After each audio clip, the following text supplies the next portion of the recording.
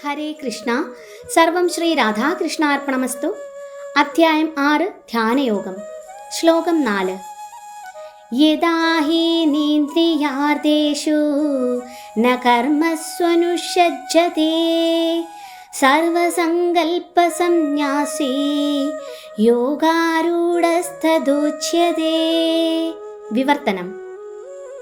ഭൗതിക തൃഷ്ണകളെല്ലാം ത്യജിച്ച് ഇന്ദ്രിയ സുഖങ്ങൾക്കു വേണ്ടിയോ ഫലമുദ്ദേശിച്ചോ യാതൊന്നും പ്രവർത്തിക്കാത്ത ആളെ യോഗാരൂഢനെന്ന് പറയാം.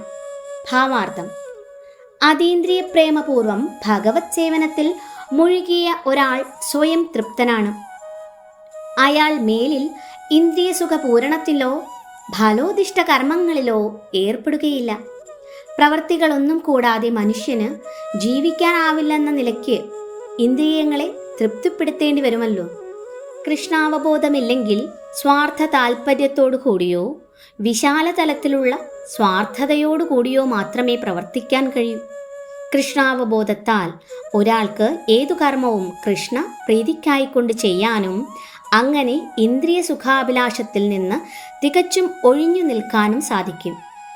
ആ വിധമൊരു സാക്ഷാത്കാരത്തിന് ഇടവരാത്തവർ യോഗസോപാനത്തിൻ്റെ മുകൾ പടവേറുന്നതിനു മുമ്പ് ഭൗതിക തൃഷ്ണകളിൽ നിന്ന് സ്വയം മോചിതരാകാൻ യാന്ത്രികമായി പരിശ്രമിച്ചു കൊണ്ടിരിക്കുക തന്നെ വേണം. ശ്ലോകം 5.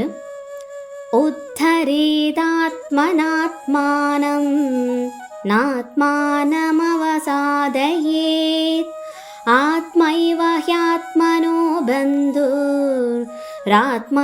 രിപുരാത്മനഃ. വിവർത്തനം. മനുഷ്യൻ മനസ്സിൻ്റെ സഹായത്തോടെ സ്വയം ഉദ്ധരിക്കണം. അധപ്പതിക്കരുത്. ബദ്ധനായ ആത്മാവിന് തൻ്റെ മനസ്സത്രേ ബന്ധു, അതുതന്നെയാണ് ശത്രുവും. ഭാവാർത്ഥം: ആത്മാവെന്ന പദം സന്ദർഭത്തിനനുസരിച്ച് ശരീരത്തെയോ മനസ്സിനെയോ ജീവനെയോ സൂചിപ്പിക്കുന്നു.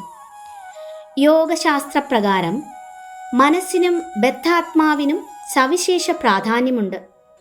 യോഗ പരിശീലനത്തിൻ്റെ കേന്ദ്രബിന്ദു മനസ്സാകയാൽ ഇവിടെ ആത്മപദം മനസ്സിനെയാണ് സൂചിപ്പിക്കുന്നത്. മനോനിയന്ത്രണവും ഇന്ദ്രിയ വിഷയങ്ങളുടെ ആകർഷണ വലയത്തിൽ നിന്ന് അതിനെ മോചിപ്പിക്കലുമത്രേ യോഗത്തിൻ്റെ ലക്ഷ്യം. ബദ്ധനായ ആത്മാവിനെ അജ്ഞാനത്തിൻ്റെ ചെളിക്കുണ്ടിൽ നിന്ന് കയറ്റാനുതകുന്ന പരിശീലനം മനസ്സിന് നൽകണം. ഒരാൾ ഭൗതിക ലോകത്തിൽ മനസ്സിൻ്റെയും ഇന്ദ്രിയങ്ങളുടെയും സ്വാധീനതയിൽ പെട്ടുപോകുന്നു. ഭൗതിക പ്രകൃതിക്കുമേൽ ആധിപത്യം നേടാൻ ആഗ്രഹിക്കുന്ന മിഥ്യാഹങ്കാരവുമായി മനസ്സ് ബന്ധപ്പെട്ടിരിക്കുകയാണ്. അതുകൊണ്ടാണ് വാസ്തവത്തിൽ വിശുദ്ധനായ ആത്മാവ് ഭൗതിക ലോകത്തിൽ കുടുങ്ങിയിരിക്കുന്നത്. അതിനാൽ ഭൗതിക പ്രകൃതിയുടെ തിളക്കത്താൽ ആകൃഷ്ടമാകാത്ത വിധം മനസ്സിനെ പരിശീലിപ്പിക്കേണ്ടതുണ്ട്. എന്നാലേ ബദ്ധനായ ആത്മാവിന് രക്ഷയുള്ളൂ. വിഷയങ്ങളോടുള്ള ആകർഷണത്താൽ സ്വയം അധപ്പതിക്കരുത്. വിഷയങ്ങളാൽ എത്രമാത്രം ആകൃഷ്ടനാകുന്നുവോ അത്രത്തോളം ഒരാൾ ഭൗതിക അസ്തിത്വത്തിൽ കുടുങ്ങിപ്പോകും. കൃഷ്ണാവബോധത്തിൽ സദാ മനസ്സുറപ്പിക്കുകയാണ് ഈ ബന്ധനത്തിൽ നിന്ന് മുക്തി നേടാനുള്ള ഉത്തമ മാർഗം. ഈ നിർദ്ദേശത്തിന് ഊന്നൽ കൊടുക്കുകയാണ് ഹി എന്ന പദം. അതായത് ഒരാൾ നിശ്ചയമായും ചെയ്യണം.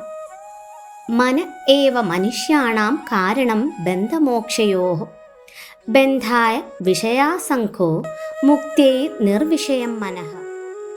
മനുഷ്യന് ബന്ധനത്തിനും മോചനത്തിനും മനസ്സു തന്നെ കാരണം.